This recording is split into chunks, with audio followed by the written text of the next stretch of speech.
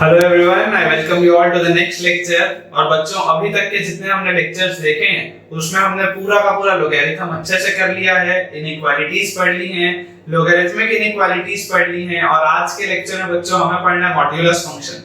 और modulus function जैसे ही हमारा कंप्लीट होगा तो जो बेसिक एलिमेंट्री मैथमेटिक्स होती है वो एक हद तक हमारी कंप्लीट हो जाएगी। आप सबसे एक रिक्वेस्ट है मेरा, जो मैं वीडियो के शुरू में ही आपको कर दूं कि अगला आपको कौन से टॉपिक का वीडियो चाहिए वो जरूर इसी वक्त कमेंट बॉक्स पे कमेंट करिए कि आपको क्वाड्रेटिक इक्वेशंस पढ़ना है नेक्स्ट, या आपको सीक्वेंस एंड सीरीज नेक्स्ट पढ़ना है, या trigonometric ratios and equations next पढ़ना है। Do comment it right now so that कि अगला लेक्चर आपको जल्द से जल्द मिल पाए।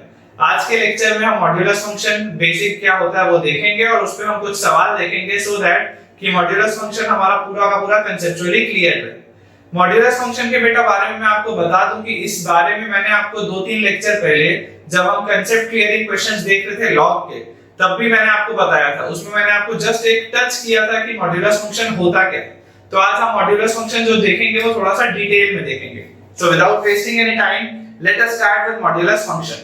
तो बच्चों देखो, मॉड्यूलस फंक्शन मतलब क्या होता है कि जैसे देखिए, मान लीजिए ये जो लिखा हुआ है मैंने वो सिंबल होता है। ये वाला जो सिंबल है ना, ये जो दो लाइंस है, ये सिंबल होता है मॉड्यूलस का। ये सिंबल होता है मॉड्यूलस का, जिसको शॉर्ट फॉर्म में मॉड भी कहा जाता है। अब मॉड के अंदर जो भी जाएगा वो बाहर क्या निकलेगा? पॉजिटिव बन के निकलेगा। बोलने का मतलब ऐसा है कि जैसे हमें पता है कि स्क्वायर रूट की हमेशा वैल्यू क्या होती है? पॉजिटिव होती है। इसमें तो किसी को भी डाउट नहीं है कि स्क्वायर रूट की हमेशा वैल्यू क्या होती है? पॉजिटिव होती है। लेकिन हमें ये चीज भी पता है कि स्क्वायर रूट के अंदर भी जो जाता है वो सिर्फ पॉजिटिव जाता है। हमारे अभी तक के नॉलेज से जब हम कॉम्प्लेक्स नंबर पढ़ेंगे तब आप देखेंगे कि स्क्वायर रूट के अंदर नेगेटिव भी जाता है। वो कॉम्प्लेक्स नंबर जब हम पढ़ेंगे तब आएगा क्लास 12 में। फिलहाल के लिए मैं अगर आपको बताऊं कि हमें जितना पता है वो ये है कि अगर स्क्वायर रूट के अंदर भी चीज जो जाती है वो पॉजिटिव होती है, और स्क्वायर रूट की वैल्यू तो हमेशा ही पॉजिटिव आती है। लेकिन यहाँ पर क्या है? मॉड के अंदर बेटा कुछ भी जा सकता है। ये जो मॉड के अंदर x गया है, this x can be positive as well as negative. ये जो मॉड के अंदर x गया है ये पॉजिटिव भी हो सकता है, नेगेटिव भी हो सकता है। मॉड के अंदर जाने वाला x can be positive and can be negative, लेकिन बेटा बाहर जो निकलेगा वो सिर्फ और सिर्फ पॉजिटिव निकलेगा। मतलब चाहे अंदर नेगेटिव नंबर भी जाएगा तब भी वो बाहर पॉजिटिव ही निकलेगा। तो देखो, पॉजिटिव या जीरो, ठीक है। देखो मैं आपको इसको समझाता हूँ होता क्या है। जैसे मान लीजिए हमारे पास लिखा है मॉड x, मॉड x की वैल्यू बेटा x होगी if x is greater than 0। Mod x की वैल्यू x होगी if x is greater than 0। Mod x की वैल्यू 0 होगी if x is equal to 0।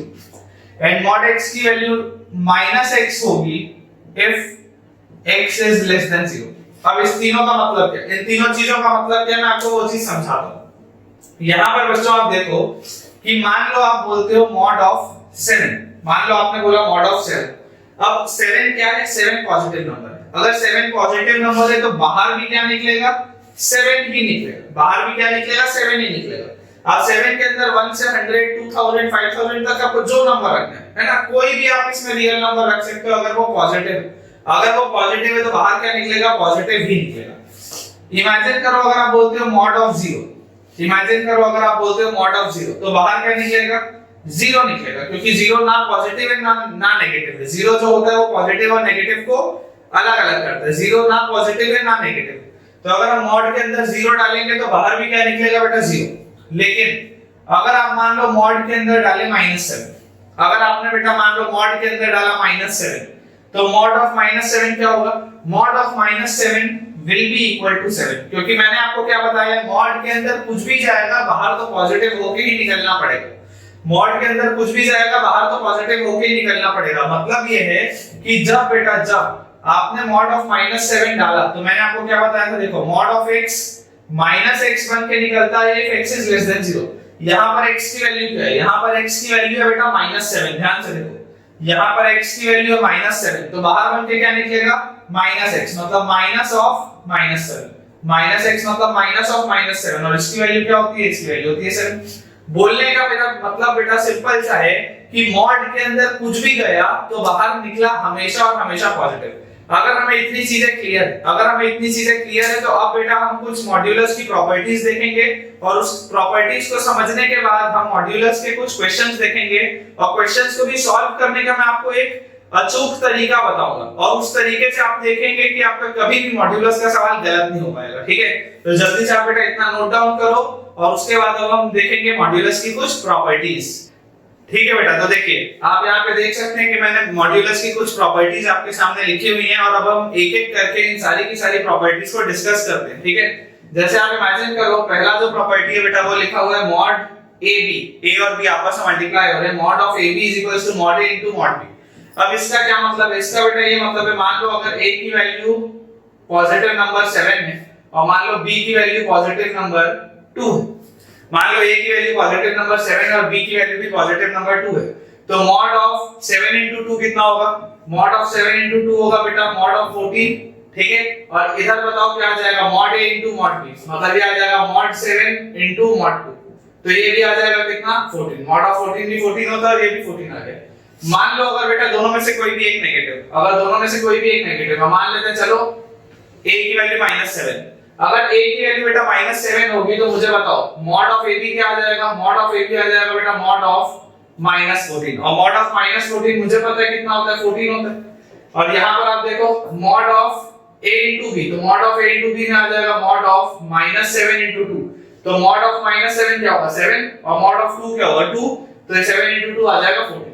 मतलब कि अगर mod of a into b लिखा हुआ है तो उसका मतलब होता है mod a into mod b, इसको हम अप्लाई कर सकते हैं कहीं भी। ठीक है, अगली चीज सिमिलरली आप देख सकते हैं कि अगर mod of a by b लिखा हुआ है तो उसकी वैल्यू होती है mod a by mod b, उसकी वैल्यू होती है mod a by mod b। ये वाली चीज को भी इसी तरीके से आप लोग प्रूव करके देख सकते हैं, कोई बहुत बड़ी बात तो है नहीं। थर्ड वाली जो प्रॉपर्टी है वो काम की है, थर्ड और फोर्थ प्रॉपर्टी ये दोनों काम की है, इसमें कई बार बच्चों को कंफ्यूजन भी आता है। ठीक है, आप बेटा ऐसा समझो, देखो mod of a plus b is less than equal to mod a plus mod b। अब इसमें क्या लिखा है, मान लो अगर a की वैल्यू है पॉजिटिव और मान लो अगर b की वैल्यू भी है पॉजिटिव, हम मान लेते हैं बेटा ये दोनों वैल्यूज पॉजिटिव है, तो मुझे बताओ mod of a plus b कितना होगा, तो 7 plus 2 9 होता है, तो मुझे पता है mod of 9 आ जाएगा। अब यहाँ पे बोला हुआ है this is less than or equal to, this is less than or equal to mod a plus mod b, तो mod a क्या है, mod a है 7 प्लस mod b क्या है, mod b है 2, तो यहां से कितना आ गया, ये 9 आ गया और यहां इक्वल टू 9 आ गया, तो ये चीज तो आ गई। जब मतलब दोनों पॉजिटिव से तो आ गए। इमेजिन करते हैं, चलो इमेजिन करते हैं अगर दोनों नेगेटिव, अगर मान लो बेटा दोनों नेगेटिव होते तो इस 7 और 2 के बदले मान लो लिख लेते हैं -7 और -2, 7 और 2 के बदले लिख लेते हैं -7 और -2, तो mod of a plus b, mod of a plus b बताओ कितना आ जाएगा, -7 और -2 आ जाएगा -9, तो ये आ जाएगा mod of -9। This should be less than और equal to mod of -7 plus mod of -2, यही होना चाहिए। mod a plus mod b मतलब mod of -7 plus mod of -2। मुझे क्या पता है mod of -9 भी 9 होता है, mod of -7 7 होता है और mod of -2 2 होता है, तो 7 plus 2 फिर से 9 आ गया, वापस इक्वालिटी आ गई।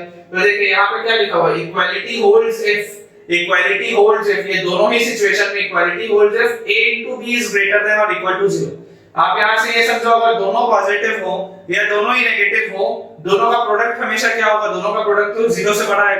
अगर दोनों पॉजिटिव हो या दोनों ही नेगेटिव हो तो दोनों का प्रोडक्ट क्या आएगा, 0 से बड़ा आएगा। उस लॉजिक से बेटा, अगर मैं उस लॉजिक से आपको ये चीज समझाऊं, चलो अगर मान लो आप इमेजिन हम करते हैं कि a को हम नेगेटिव रहने देते हैं, a को हम नेगेटिव रख के b को हम मान लेते हैं पॉजिटिव, तो अगर a नेगेटिव है और b पॉजिटिव है, तो आप सोचो, अब आप बेटा सोच के देखो कि a plus b कितना आएगा, a plus b आ जाएगा बेटा मेरे पास -7 plus 2, a plus b आ जाएगा बेटा मेरे पास -7 plus 2, तो -7 plus 2 होता है -5, -7 plus 2 होता है बेटा -5, तो mod of -5 आ गया।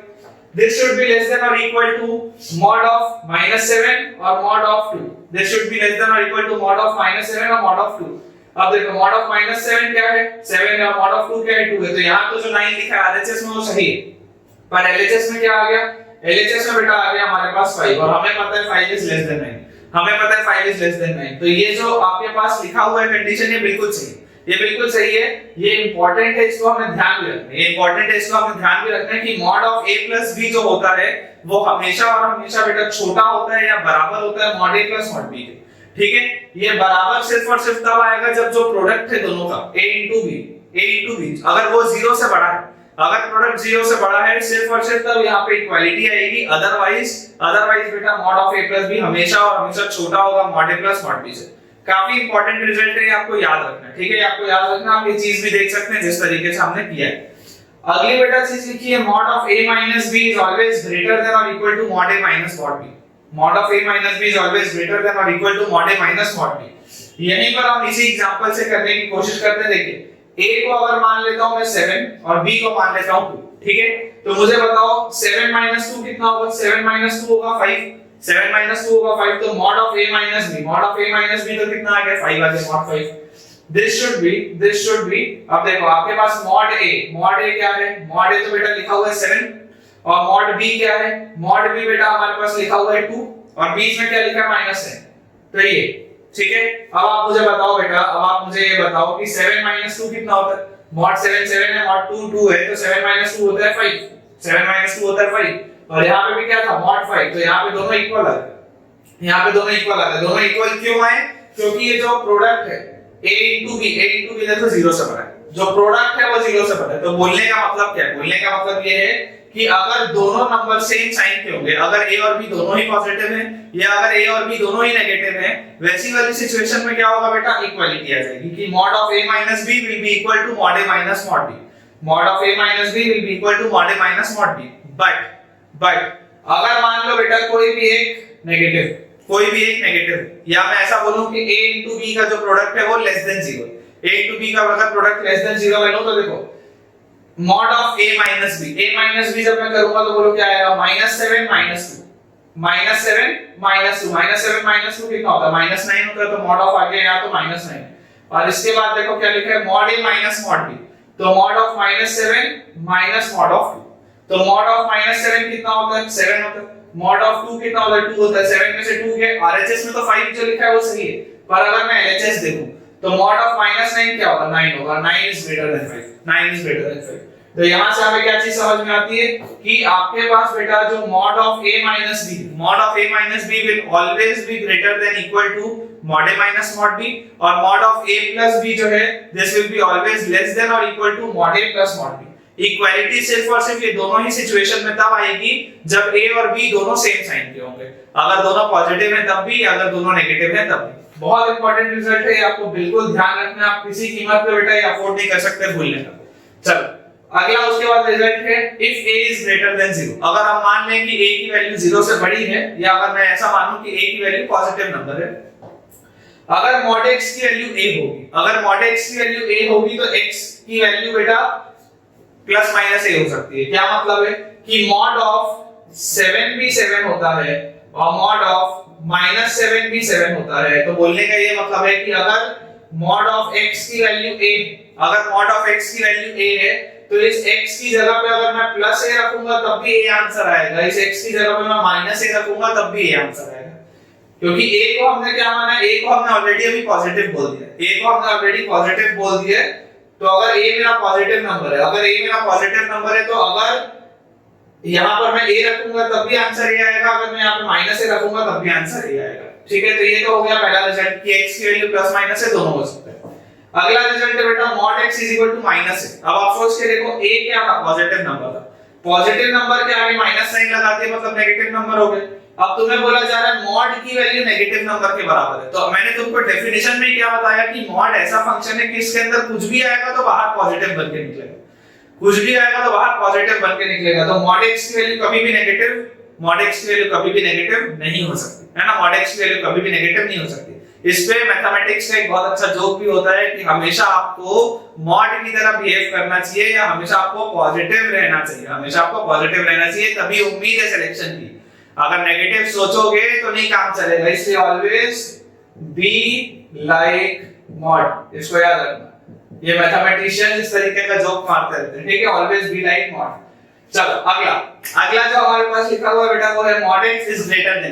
mod x is greater than a, अगर mod x की वैल्यू बेटा a से बड़ी है, आप सोच के देखो अगर ये मेरे पास नंबर लाइन, ठीक है, मान लेते हैं बेटा ये वाला पॉइंट 0, ये वाला बेटा पॉइंट मान लेते हैं a है, तो 0 के जितना आगे a होगा उतना ही 0 के पीछे माइनस a होगा। ये बात तो आपको समझ में आती है। अब आपको बोला जा रहा है mod x is greater than a, mod x is greater than a, तो a से बड़ी सारी वैल्यूज, a से बड़ी सारी वैल्यूज, आप बहुत ध्यान से देखिए बेटा, a से बड़ी सारी ही वैल्यूज के लिए mod x की जो वैल्यू होगी, अगर मतलब x यहां पर आता है, अगर x यहां पे आता है तो mod x की वैल्यू जो होगी विल बी ग्रेटर देन, ठीक है। अगर x बेटा a से बड़ा आता है, अगर x बेटा a से बड़ा आता है तो mod x की वैल्यू हमेशा ही a से क्या होगी, बड़ी आएगी। अब आप इमेजिन करो अगर x सीधा रहा है, आप इमेजिन करो बेटा अगर x सीधा रहा है तो उल्टे में भी तो हमेशा वो बड़ा आएगा।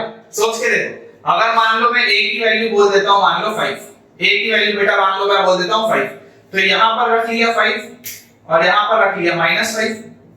अब आप सोच के देखो बेटा, यहाँ -5 के बाद लिखा होगा -6, फिर लिखा होगा -7, इस तरीके से नंबर्स लिखे होंगे। तो बोलने का क्या मतलब है, बोलने का ये मतलब है कि -a से जितने भी छोटे नंबर है, -a से जितने भी छोटे नंबर है उन सब का भी मॉड क्या आएगा, a से बड़ा आएगा। आप देखो -6 का मॉड लोगे तो 6 आएगा, 6 5 से बड़ा। आप -7 का मॉड लोगे 7 आएगा, 7 5 से बड़ा।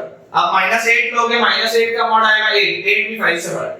तो आपके पास x क्या क्या हो सकता है, x can be either greater than a, इसमें तो कोई डाउट ही नहीं है कि भाई 5 से जितने भी मेरे पास बड़े नंबर है वो सारे के सारे का ही जो मॉड होगा वो 5 से तो बड़ा ही आएगा, इसमें तो कोई दिक्कत नहीं है। लेकिन -a से जितने छोटे नंबर भी होंगे, -a से बेटा जितने छोटे नंबर भी होंगे उन सब का भी मॉड जो होगा वो क्या आएगा, ग्रेटर देन a आएगा। तो यहाँ पे आपका आ गया, देखो आंसर क्या, x can B greater than a और x can be less than minus a, x can be greater than a और x can be less than minus a। काफी इंपॉर्टेंट रिजल्ट, ठीक है, इसको हमें ध्यान रखना है। अगला बेटा जो रिजल्ट हमारे पास लिखा है वो लिखा है mod x is less than a, mod x is less than a। अब आप सोच के देखो, ये आपके पास नंबर लाइन थी, यहाँ पे मान लेते हैं 0 है, यहाँ पे मान लेते हैं a है, यहाँ पे मान लेते हैं -a, ठीक है। अब आपको क्या बोला गया, mod x is less than a, तो mod x is less than a मतलब देखो अगर पॉजिटिव नंबर है तो ये तो सारे के सारे आंसर आ गए, मतलब x is less than a, है ना। अगर x बेटा a से छोटा होगा और पॉजिटिव नंबर है तो आपका mod x जो होगा वो a से छोटा होगा। लेकिन अगर x बेटा -a से बड़ा होगा, अगर x नेगेटिव है और अगर x -a से बड़ा होगा तब भी तो आंसर आएगा। जैसे मान लो अगर बेटा मैं यहाँ पे लिखता हूँ -5 और यहाँ पे मान लो बेटा मैं लिखता हूँ +5, ठीक है। और अगर मान लो आपको बोला जाता है कि mod x is less than 5, मान लो अगर आपको बोला जाता है कि mod x is less than 5, तो आपको क्या पता है कि अगर x पॉजिटिव नंबर है तो आप अगर 1 रखोगे, 2 रखोगे, 3 रखोगे, 4 रखोगे तो सारे के सारे का मॉड क्या आएगा, 5 से छोटा आएगा। mod 1 भी 5 से छोटा, mod 2 भी 5 से छोटा, mod 3 भी, mod 4 भी सब 5 से छोटे हैं। लेकिन अगर बेटा x नेगेटिव है और अगर आप x की वैल्यू को -5 से बड़ा लेते हो, -5 से बड़ा मतलब अगर आप x की वैल्यू को -4 लेते हो या -3 लेते हो या -2 लेते हो या -1 लेते हो, इन सारी वैल्यूज में mod x जो होगा बेटा वो a से छोटा ही आएगा। आप देखो mod of -4 क्या होगा, 4 is less than 5, mod of -3 will be 3 is less than 5, mod of -2 will be 2 is less than 5, इस तरीके से चलेगा। तो बोलने का क्या मतलब है, बोलने का बेटा मतलब सिंपल सा है कि अगर mod x की वैल्यू a से छोटी होती है तो x का जो इंटरवल होता है वो आता है -a से a। अगर mod x की वैल्यू a से छोटी होती है तो जो x का इंटरवल बेटा आता है वो होता है -a से a। ठीक है बेटा, फिफ्थ वाला एक बार आप लोग सुधार लेंगे। यहाँ पे लिखा हुआ है mod x is greater than -a, क्या लिखा हुआ है, mod x is greater than -a। अब आप ये बेटा सोच के देखो कि अगर mod x की वैल्यू -a से बड़ी है, अगर mod x की वैल्यू -a से बड़ी है तो मुझे क्या पता था, एक पॉजिटिव नंबर मतलब -a क्या होगा, नेगेटिव नंबर होगा। और मुझे ये पता है कि mod जो होता है वो हमेशा ही पॉजिटिव होता है, mod जो होता है वो हमेशा ही पॉजिटिव होता है। तो mod x तो हमेशा ही -a से बड़ा होगा। अगर mod x हमेशा ही -a से बड़ा होगा इसका मतलब क्या है, x belongs to r, r मतलब क्या होता है, real number. x belongs to r, r मतलब क्या होता है, रियल नंबर। मतलब आप x की जगह पे कोई भी रियल नंबर रख सकते हो क्योंकि mod तो हमेशा ही पॉजिटिव आएगा और एक पॉजिटिव नंबर तो हमेशा ही नेगेटिव नंबर से बड़ा आएगा। ना बहुत आसान सी प्रॉपर्टी। और लास्ट वाला लिखा हुआ बेटा mod x is less than -a, mod x is less than -a। तो आप मुझे ये बताओ बेटा कि अगर a पॉजिटिव था मतलब माइनस a नेगेटिव था, अब अगर मेरे पास बेटा माइनस a नेगेटिव आया है तो क्या मॉड कभी भी नेगेटिव नंबर से छोटा हो सकता है क्या? हो ही नहीं सकता, पॉसिबल नहीं है। तो इसका आंसर क्या है? No solution. इसका आंसर क्या है? No solution. कि ऐसा x कोई भी नहीं हो सकता जिसका मॉड माइनस a से छोटा हो। तो ये बेटा हमने सारी की सारी प्रॉपर्टीज देख ली है मॉड्यूलस फंक्शन की, और मुझे ऐसा लगता है कि एक हद तक आपको मॉड्यूलस फंक्शन से थोड़ा बहुत तो कंफर्टेबल जोन आ गया होगा। ठीक है, तो अब बेटा विदाउट वेस्टिंग एनी टाइम हम लोग सवालों की प्रैक्टिस चालू करेंगे। और सवालों की प्रैक्टिस आपने पिछले लेक्चर्स में देखा ही है कि क्यों जरूरी है, क्योंकि उससे ही हमारे कंसेप्ट क्लियर होते हैं, उसके बिना हमारे कंसेप्ट क्लियर हो ही नहीं सकते। तो आप जल्दी से इतना नोट डाउन करें, 1 मिनट का वीडियो पॉज करें और आप एक बार पूरे के पूरे इस प्रॉपर्टीज को अच्छे से पढ़ लें। आपको बस एक चीज का यहाँ पे ध्यान ये रखना है कि मॉड की जो वैल्यूज है बेटा, मॉड की जो वैल्यूज है, हमें कभी भी अगर मान लीजिए सवाल सॉल्व करना होता है तो हम हमेशा ये चेक करते हैं कि मॉड की वैल्यू 0 कहां हो रही है। जहां पे आपको पता चल गया कि यहाँ पे मॉड की वैल्यू 0 हो रही है, मतलब उसका ये है कि या तो जब अगर वो 0 से बड़ा होगा तो वो पॉजिटिव हो रहा होगा, और अगर वो 0 से छोटा हो रहा होगा तब भी वो पॉजिटिव हो रहा होगा, क्योंकि मॉड हमेशा ही पॉजिटिव नंबर देता है। तो हमें ये चेक करना होता है कि मॉड की वैल्यू 0 कहां हुई। ये वो अचूक तरीका है जिससे आपका हर सवाल सॉल्व होगा। ठीक है, मॉड की वैल्यू 0 कहां हुई अगर आपने ये पकड़ लिया तो उसके बाद आपके लिए सवाल बनाना बेहद आसान है। इसकी हम प्रैक्टिस ज्यादा करेंगे क्वेश्चंस में। एक बार आप इतना पूरा का पूरा रिवाइज करके रखें और फिर हम स्टार्ट करते हैं फर्स्ट क्वेश्चन से। अगर पहला सवाल बेटा ये हमारे पास लिखा हुआ है x² - 5 mod x + 6 = 0। अब मैंने तुम्हें क्या बताया? मैंने तुम्हें सिंपल सा एक जो अचूक तरीका बताया है वो ये है कि तुम बेटा ये देख लो कि जो भी मॉड दिया हुआ है वो 0 कहां पर हो रहा है। मॉड मेरा 0 कहां पर हो रहा है? तो आप देखो मॉड ऑफ x लिखा हुआ है। मॉड ऑफ x की वैल्यू 0 कहां पर होगी? मॉड ऑफ x की वैल्यू होगी बेटा 0x। मॉड ऑफ x की वैल्यू बेटा 0 कहां पे होगी? x पे होगी। इसका मतलब मॉड में जो भी चेंजेस आएंगे वो कहां पे आएंगे? 0 के अराउंड आएंगे। मतलब मेरा ये है कि अगर ये नंबर लाइन में मैंने 0 रख लिया तो अगर बेटा x 0 से बड़ा है तो वो पॉजिटिव की तरफ खुलेगा, और अगर x देखो अगर बेटा x मेरा 0 से बड़ा है तो वो x बन के खुलेगा। ठीक है, और अगर बेटा x मेरा 0 से छोटा है तो वो -x बन के खुलेगा। अगर x मेरा 0 से बड़ा है तो वो x बन के खुलेगा, और अगर x बेटा मेरा 0 से छोटा है तो वो -x बन के खुलेगा। बोलने का मतलब ये है कि if x is greater than 0, if x is greater than 0, अगर बेटा मैंने x को 0 से बड़ा मान लिया तो x कैसा खुलेगा? x बन के खुलेगा। मतलब कि x² - 5x + 6 = 0। ठीक है, अब यहां से आप देख सकते हैं बहुत आसान सा हो गया सवाल। स्प्लिटिंग द मिडिल टर्म से तुरंत निकल जाएगा। -2x - 3x + 6 = 0। यहां से निकला x ब्रैकेट में बचा x - 2 - 3 ब्रैकेट में बचा x - 2 = 0। यहां से बेटा आ गया x - 2 कॉमन, अंदर बचा x - 3 = 0। तो x की वैल्यू आई 2, 3। x की वैल्यू क्या आ गई? 2, 3। अगर बेटा ये 2, 3 आपके पास वैल्यू आई, इसका मतलब क्या है? देखो आपने बोला था कि x की वैल्यू 0 से बड़ी होनी चाहिए, और ये जो दोनों ही वैल्यूज है, ये दोनों ही वैल्यूज क्या है? 0 से बड़ी। मतलब ये दोनों ही वैल्यूज मेरे आंसर में सेटिस्फाई करेंगी। अगर इन दोनों में से बच्चों कोई भी एक भी नेगेटिव आ गया होता तो मुझे उसे रिजेक्ट करना पड़ता, क्योंकि मैंने सवाल में इनिशियली क्या माना था कि x 0 से बड़ा है। लेकिन अभी जो दोनों वैल्यूज आई हैं वो क्या आई हैं? दोनों ही वैल्यूज पॉजिटिव आई हैं। मतलब मुझे दो आंसर तो ऑलरेडी मिल चुके हैं कि x can be 2, can be 3। x can be 2, can be 3। अब हम देखते हैं अगला पार्ट। हम देखते हैं बेटा अगला पार्ट। अगर ये पहला पार्ट हमने देख लिया जहां पर x 0 से बड़ा था, तो अगले पार्ट में बेटा क्या है? if x is less than 0, if x is less than 0, अगर बेटा x की वैल्यू 0 से छोटी है तो आपको क्या पता है x क्या बन के खुलेगा? x बन के -x खुलेगा। x क्या बन के खुलेगा? x -x बन के खुलेगा। मतलब कि सवाल आपका हो गया x² - 5 into mod x की वैल्यू आ गई -x और +6 = 0, which means x² + 5x + 6 = 0। x² + 5x + 6 = 0। और बेटा अगर मेरे पास ये चीज आ गई तो अभी ये सवाल बहुत आसान है। ये आ गया x² + 2x + 3x + 6 = 0। x common, bracket में x + 2 + 3 कॉमन, ब्रैकेट में x + 2 = 0। यहां से अपने पास x + 2 बाहर आ गया, अंदर बचा x + 3 = 0। x की वैल्यू आ गई -2, -3। x की वैल्यू आ गई -2, -3। अगर मेरे पास x की वैल्यू बेटा -2, -3 आ गई है, इसका क्या मतलब है? इसका सिंपल सा जो मतलब है वो ये है कि अगर हमने x को 0 से छोटा माना था तो जो दोनों की दोनों वैल्यूज है वो एक्सेप्टेबल है, क्योंकि दोनों की दोनों वैल्यूज नेगेटिव हैं। इस वजह से मेरी ये दोनों की वैल्यूज आंसर में आएंगी और मेरे आंसर में -2 और -3 भी आ गया। मेरे आंसर में -2 और -3 भी आ गया। ठीक है बेटा, देखो दूसरा सवाल हमारे सामने बोर्ड पे लिखा हुआ है। दूसरे सवाल में दिया है mod of x² + 3x + x² - 2 should be greater than or equal to 0। अब अगर ये वाला मुझे सवाल सॉल्व करना है तो वही अचूक तरीका क्या कि मॉड कहां पर 0 हो रहा है सबसे पहले वो निकालो, उसे नंबर लाइन में प्लॉट करो। चलो यहां पर लिखा हुआ है mod of x² + 3x। अगर मान लो मैं बोलता हूं कि मॉड की वैल्यू कहां पर 0 आ रही है, तो अगर आप बेटा इसको देखेंगे तो इन दोनों में से x कॉमन आएगा, अंदर बचेगा x + 3। इन दोनों में से बेटा x कॉमन आएगा और अंदर क्या बचेगा x + 3।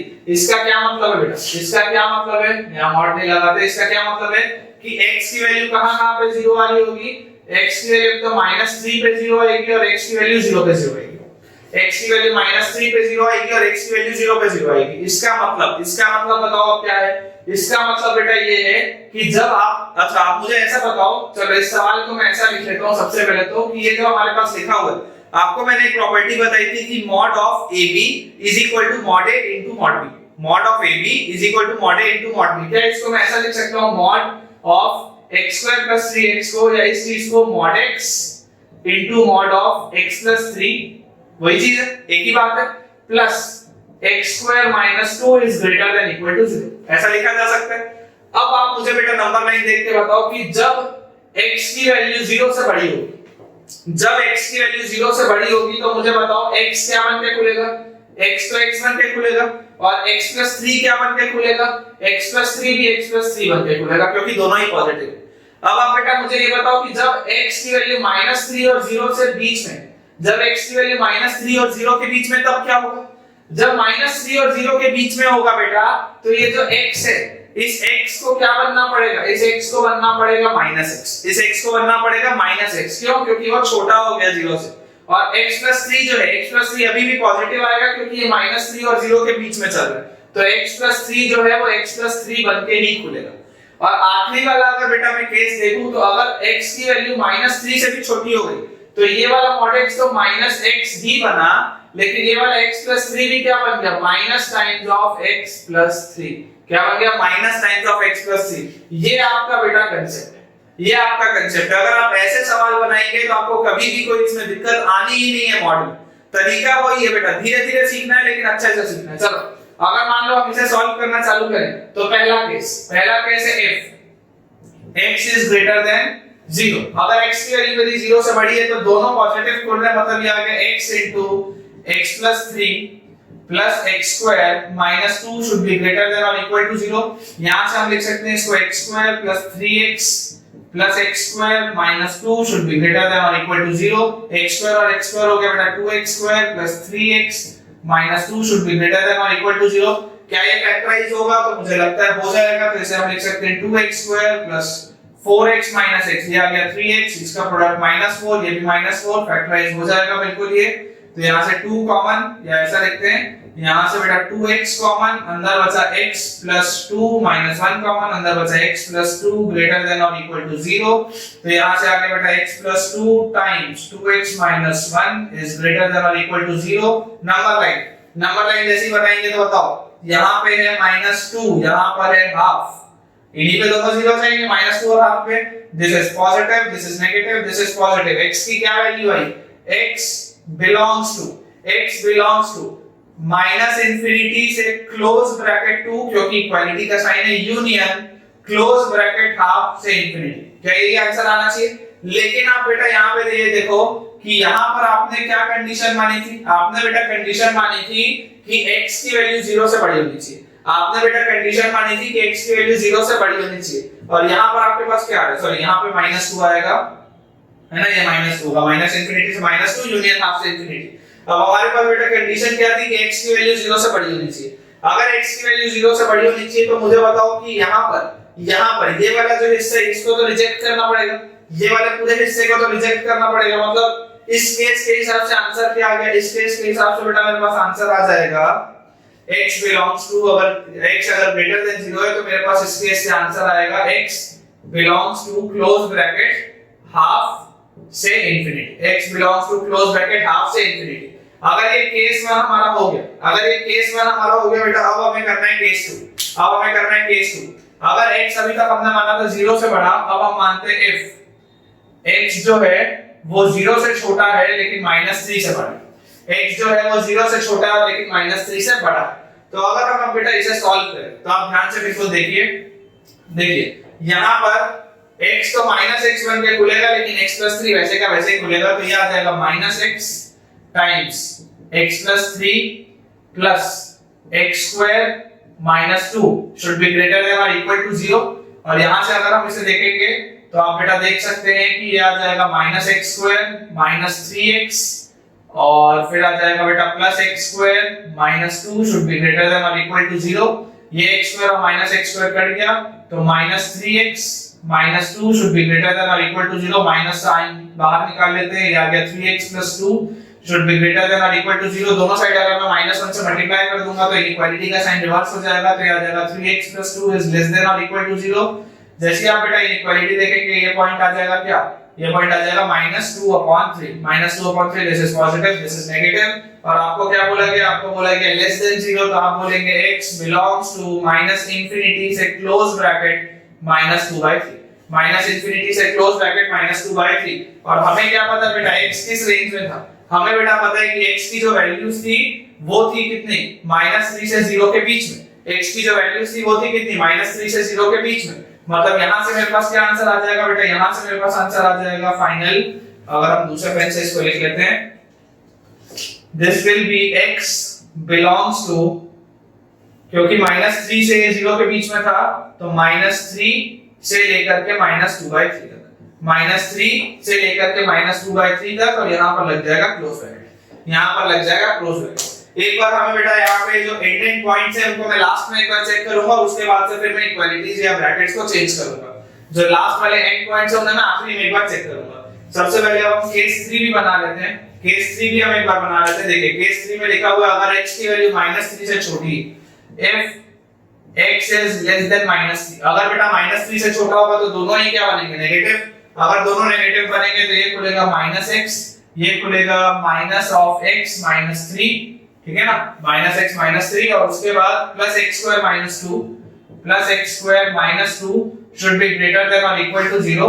-x और -x हो गया x², -x और -3x हो गया +3x, और उसके बाद +x² - 2 should be greater than or equal to 0। This gives me 2x² + 3x - 2 should be greater than or equal to 0। This gives me 2x² + 4x - x - 2 should be greater than or equal to 0।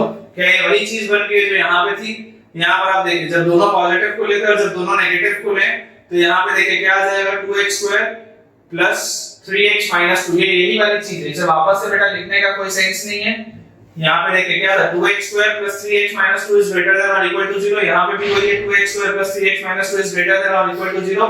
मतलब इसका भी जो final answer आएगा वो क्या आएगा, इसका जो यहाँ पे मेरे पास फाइनल आंसर आएगा वो आएगा x बिलोंग्स टू -इंफिनिटी से लेकर के -2 यूनियन क्लोज ब्रैकेट हाफ से लेकर के इंफिनिटी। ये मेरे पास आएगा। और हमें यहाँ पे ये चीज पता है, हमें यहाँ पे ये चीज पता है कि x हमने माना है -3 से छोटा। हमें यहाँ पे पता है बेटा x हमने माना है -3 से छोटा, तो अगर -3 से हमने छोटा बेटा माना है तो ये वाला पार्ट तो कट जाएगा, तो आएगा x बिलोंग्स टू -इंफिनिटी से लेकर के -3 तक। x बिलोंग्स टू -इंफिनिटी से लेकर के -3 तक। अब बेटा हम एक बार देख लेते हैं एंड पॉइंट्स पे कि एंड पॉइंट्स पे क्या होगा। जैसे अगर आप x की वैल्यू 0 रख के देखें तो x की अगर आप वैल्यू 0 रखेंगे तो ये 0, ये 0, ये 0, ये तीनों टर्म्स तो 0 हो गए। तो x की वैल्यू 0 पे सिर्फ आया क्या, -2। -2 0 से बड़ा तो होता नहीं है, मतलब x की वैल्यू 0 नहीं हो सकती। अगर आप यहाँ पे देखेंगे तो देखिए किसी भी आंसर में x की वैल्यू 0 नहीं आ रही है, इसलिए ठीक। अगर आप बेटा देखेंगे यहाँ पर भी अगर आप देखोगे तो देखो यहाँ पे भी आंसर नेगेटिव है, और यहाँ पर भी आप देखोगे तो यहाँ पे भी आंसर नेगेटिव है, तो आंसर 0 तो किसी में नहीं आया। और अगला जो एंड पॉइंट है वो है -3। अगर मैं -3 पे रखूं तो देखो -3 का स्क्वायर ये होता है 9, और -3 * 3 ये होता है कितना, -3 * 3 होता है -9। तो 9 और -9 ये तो हो गया 0, ठीक है। और यहाँ पे आप -3 रखोगे तो -3 का स्क्वायर ये आ जाएगा 9, 9 माइनस 2 आ जाएगा 7, 7 0 से बड़ा होता है मतलब x इज इक्वल टू -3 मेरे आंसर में चलेगा, x इज इक्वल टू -3 मेरे आंसर में चलेगा। तो यहाँ पर तो -3 है नहीं, यहाँ पर अगर मैं देखूंगा बेटा तो देखो -3 से -2/3 था, मतलब ये वाले -3 पे मैं क्लोज ब्रैकेट लगा सकता हूँ क्योंकि ये चलेगा, ये चलेगा। और यहाँ पर भी हम देखेंगे तो देखो बेटा ये वाली भी चीज चलेगी, ये वाली भी चीज चलेगी। यहाँ पे देखो -3 से -2/3 आया, यहाँ पे -∞ से -3 आया, और यहाँ पे मेरे पास आंसर आया हाफ से इंफिनिटी। तो जो फाइनल आंसर होगा, फाइनल आंसर बताओ क्या होगा? Final answer will be x belongs to minus, देखो -∞ से -3, -∞ से -3 यूनियन, एक आंसर के बाद जो दूसरा आंसर आया वो आया -3 से -2/3, और उसके बाद है फिर यूनियन, आखिरी आंसर है हाफ से इंफिनिटी, हाफ से इंफिनिटी। ये मैंने तीनों ही आंसर्स क्यों लिए? तीनों के तीनों आंसर्स बेटा मैंने इसलिए लिए हैं क्योंकि ये तीनों अलग-अलग केसेस हैं, ये तीनों अलग-अलग केसेस। अब आप यहाँ पे बेटा ध्यान से देख सकते हैं कि -3 इधर भी है, -3 इधर भी है, और दोनों में क्लोज ब्रैकेट है। तो इस पूरे को मैं मर्ज करके लिख सकता हूँ x बिलोंग्स टू -∞ से -2/3, -∞ से -2/3 यूनियन हाफ से इंफिनिटी, यूनियन हाफ से इंफिनिटी। ये है बेटा हमारे पास फाइनल आंसर क्वेश्चन नंबर 2 का। ठीक है बेटा, अगर आपको दोनों सवाल अभी तक के समझ में आए तो अब हमारे सामने क्वेश्चन नंबर 3 लिखा हुआ है। क्वेश्चन नंबर 3 में आप देखिए ये एक बड़ी सी क्वांटिटी लिखा हुआ है is equal to minus times of.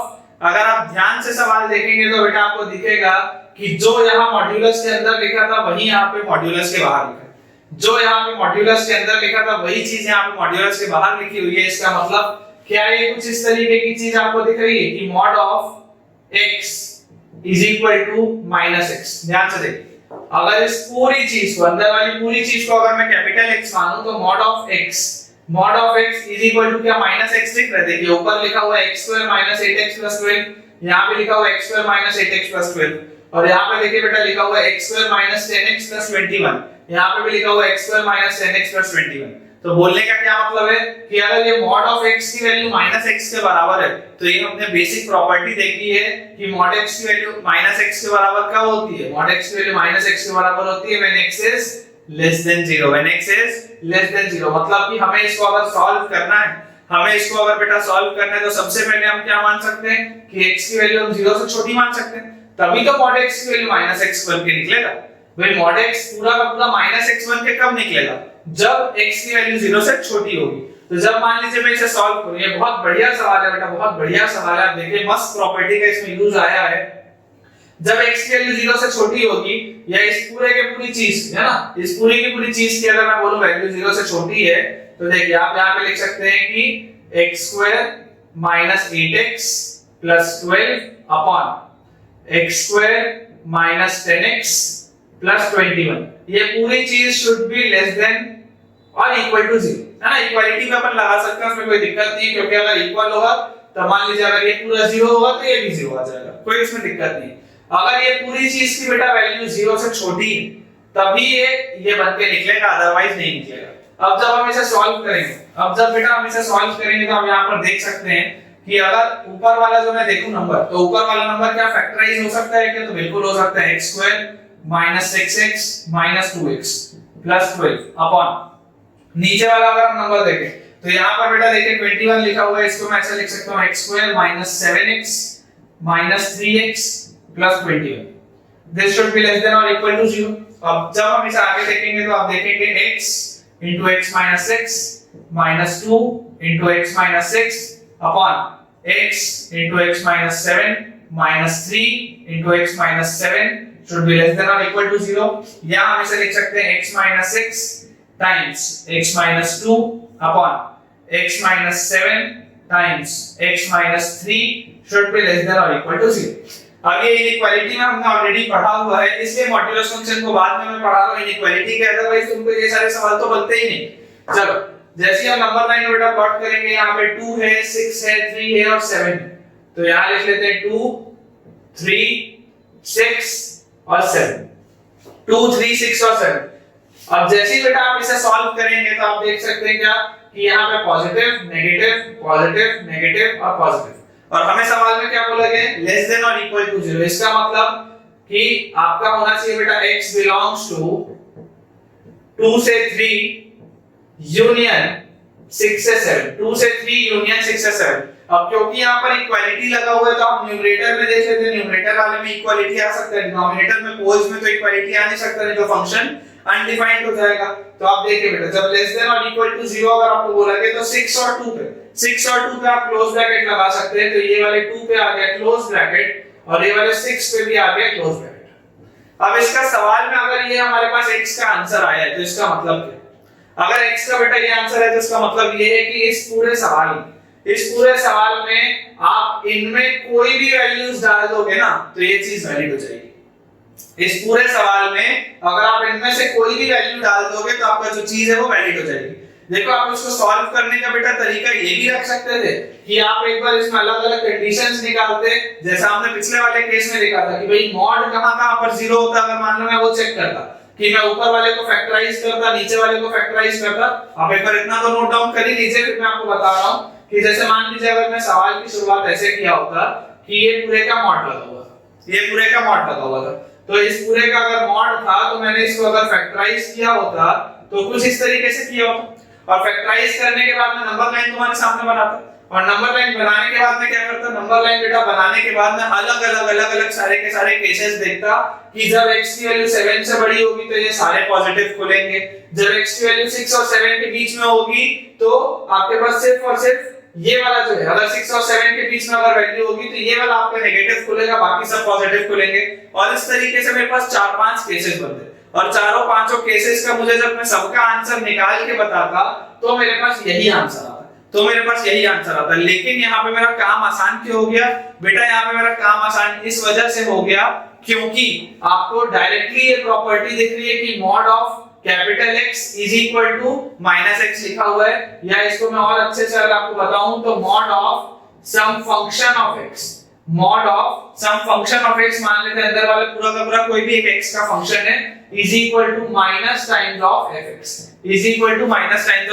अगर ये लिखा हुआ है तो इसका मतलब क्या होता है? इसका मतलब होता है कि this function of x will be less than 0 या equal to 0, this function of x will be less than और इक्वल टू 0, ये इसका मतलब होता है। ठीक है, और उसके हिसाब से फिर हमने वो पूरा का पूरा सॉल्व करके अपना आंसर निकाला। तो this is the answer of question number 3। ठीक है बेटा, देखो क्वेश्चन नंबर 4 हमारे सामने लिखा हुआ है। अब क्योंकि इसमें मुझे कोई डायरेक्टली प्रॉपर्टी तो दी नहीं रही है तो मैं वही अपना कांसेप्ट लगाऊंगा कि मॉड मेरा 0 कब हो रहा है, उसके हिसाब से उसकी ओपनिंग्स हम देखेंगे। सबसे पहले आप ये समझिए कि ये x² - 4 का जो मॉड है इसको हम ऐसा लिख सकते हैं कि mod of x - 2 into mod of x + 2। सोच के देखो, है ना, a² - b² है वो a - b into a + b होता है, और मुझे पता है mod ab is equal to mod a into mod b, तो मैंने इसलिए इसको ऐसे लिख लिया। और जो बाद वाली चीज है उसको हम लिख सकते हैं mod of x - 3 into mod of x + 3, और इसकी वैल्यू है 5 के बराबर। अब बेटा अगर मुझे देखना है कि मॉड 0 कहां पे हो रहा है तो हम यहां पर देखिए नंबर लाइन बना लेते हैं, और इस नंबर लाइन को बनाने के बाद हम देख लेते हैं, ये आ गया बेटा आपका -3, ये आ गया अपने पास -2, ये आ गया अपने पास 2, और ये आ गया अपने पास 3। अब अगर बेटा x की वैल्यू 3 से बड़ी होगी, तो ये और ये सारे के सारे पॉजिटिव खुलेंगे, मतलब कि अगर सारे के सारे मान लो पॉजिटिव खुले, चलो हम एक-एक करके बनाना स्टार्ट करते हैं। if x is greater than 3, तो मुझे पता है सब अगर पॉजिटिव खुल रहा है तो ये आ जाएगा x - 2 into x + 2 plus x - 3 into x + 3 is equal to 5। ठीक है, और यहां से हमारे पास आ गया x² - 4 plus x² - 9 is equal to 5।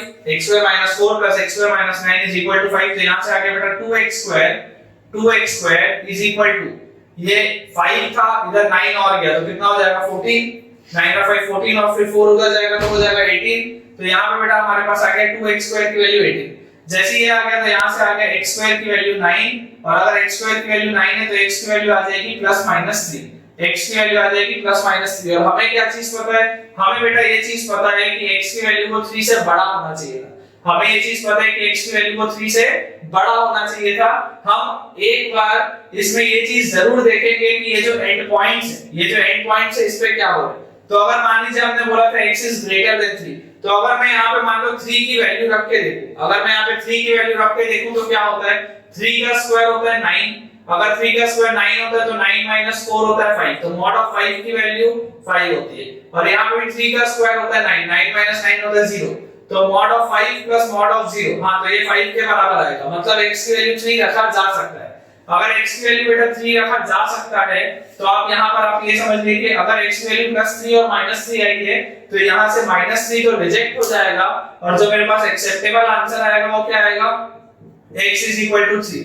ये हमने ब्लू पेन से लिख दिया, ये हमारा एक्सेप्टेबल आंसर है। अब इसके बाद बेटा देखो दूसरा केस, ये पहला केस तो हमने देख लिया था, दूसरा case if x is between 2 and 3, if x is less than 3 but greater than 2, अगर x बेटा 2 और 3 के बीच में होगा तो आप यहाँ से क्या देख सकते हैं, यहाँ से हम ये देख सकते हैं कि देखो 2 से बड़ा है, 2 से बड़ा है मतलब ये तो पॉजिटिव खुलेगा, तो ये तो आ गया x - 2, ये तो पॉजिटिव खुलेगा ही क्योंकि ये पॉजिटिव है। और उसके बाद 3 से देखो छोटा है, 3 से अगर छोटा है तो ये x - 3 जो है बेटा वो खुलेगा 3 - x1 के, x - 3 जो है वो खुलेगा 3 - x1 के, और ये वाला जो x + 3 है, ये x + 3 तो वैसे का वैसे ही रहेगा। And this complete thing should be equal to 5, this complete thing should be equal to 5। तो यहाँ से अगर हम देखेंगे तो आप देखिए x² - 4 और यहाँ पे देखिए माइनस साइन दोनों में से कॉमन निकाल लेता हूँ बाहर, तो अंदर अपने पास आ जाएगा x² - 9 should be equal to 5, यही चीज हमारे पास आएगी। x² - 4 इन दोनों में से मैंने माइनस साइन बाहर निकाल लिया तो x - 3 * x + 3 x² - 9 आ गया। यहाँ से आप बेटा देखेंगे आएगा x² - 4 - x² + 9 should be equal to 5, और यहाँ से -x² और +x² कट गया तो यहाँ से 5 = 5 आ गया। अगर बेटा 5 = 5 आ गया, इसका मतलब क्या है, इसका मतलब ये है कि इस पूरी की पूरी x की वैल्यूज में तुम कुछ भी x रखोगे तो चलेगा, इस पूरे के पूरे x की रेंज में तुम कोई भी x की वैल्यू रखोगे तो चलेगा। इसका मतलब क्या है कि x 2 से 3 कुछ भी हो सकता है, लेकिन हमें एक पॉइंट्स पे चेक करना जरूरी है। तो देखो 3 पे तो हम देख ही चुके हैं कि x की वैल्यू 3 आ सकती है, हम 2 पे देख लेते हैं कि x की वैल्यू हम 2 रख सकते हैं या नहीं। अगर बेटा मैं यहाँ पे 2 रखूंगा तो 2 का स्क्वायर होता है 4, 4 - 4 होता है 0, तो ये वाला टर्म तो हो गया 0। अगर मैं यहाँ पे 2 रखूंगा तो बताओ क्या आएगा, 2 स्क्वायर होता है 4, 4 - 9 होता है -5, और -5 का मॉड होता है +5, -5 का मॉड होता है +5, तो क्योंकि +5 और +5 दोनों साइड आ चुका है, इसका मतलब ये है कि x की वैल्यू 2 एक्सेप्टेबल है, x की वैल्यू 2 एक्सेप्टेबल है। तो यहां से बताओ बेटा आंसर मेरे पास क्या आ जाएगा, सेकंड वाले केस से मेरे पास आंसर आ जाएगा बेटा x belongs to close bracket 2 से 3, क्लोज ब्रैकेट 2 से 3। यहां पे 3 पे क्लोज क्यों लगाया, क्योंकि ऊपर x = 3 मुझे पता है कि आंसर आ सकता है। ठीक है, दो केस हमारे पास हो चुके हैं बेटा। अब हम अगला केस देखते हैं, अब हम अगला केस यहां पे देखते हैं third. if x is between -2 to 2, अगर x की वैल्यू बेटा -2 से 2 के बीच में, if x is between -2 to 2, अगर यहाँ पर है ना, ये दोनों हमने देख लिया। अगर -2 और 2 के x बीच में है मतलब कि वो 2 से छोटा है, 2 से छोटा है मतलब ये क्या खुलेगा, ये नेगेटिव खुलेगा, तो यहाँ पे आ जाएगा बेटा 2 - x, यहाँ पे आ जाएगा 2 - x क्योंकि ये 2 से छोटा है। और उसके बाद ये आपको दिख रहा है -2 से बड़ा है, -2 से बड़ा है मतलब कि ये जो आपका होगा ये पॉजिटिव ही रहेगा, ये आपका x + 2 ही रहेगा। क्यों, क्योंकि अगर आप यहाँ -2 से बड़ा कोई भी नंबर रखोगे तो वो हमेशा क्या रहेगा, पॉजिटिव रहेगा। प्लस यहाँ पर बेटा देखो लिखा हुआ है 3 x - 3, तो आपको पता है जब 2 से छोटा है तो वहां तो नेगेटिव आएगा ही आएगा, तो यहाँ पर आपके पास क्या आ जाएगा बताओ, यहाँ पर बेटा आपके पास आ जाएगा 3 - x, यहाँ पर आ जाएगा 3 - x, और इसके बाद लिखा हुआ है x + 3, इसके बाद लिखा हुआ है x + 3, तो यहाँ पर आप इसमें से कुछ भी रखोगे, आप यहाँ पे इसमें कुछ भी रखोगे आपके पॉजिटिव ही खुलेगा, तो ये आपके पास आ गया x + 3, ये आपके पास बेटा आ गया x + 3, क्योंकि आप यहाँ पर कुछ भी रखोगे तो वो हमेशा क्या बनेगा, पॉजिटिव ही बनेगा। And this is equal to 5। जैसे ही मैं इसे सॉल्व करूंगा तो ये आ जाएगा बताओ कितना, माइनस साइन कॉमन ले लिया, x - 2 * x + 2 आ जाएगा x² - 4, और यहाँ पे माइनस साइन कॉमन ले लिया, x - 3 * x + 3 आ जाएगा x² - 9, और इज इक्वल टू है 5।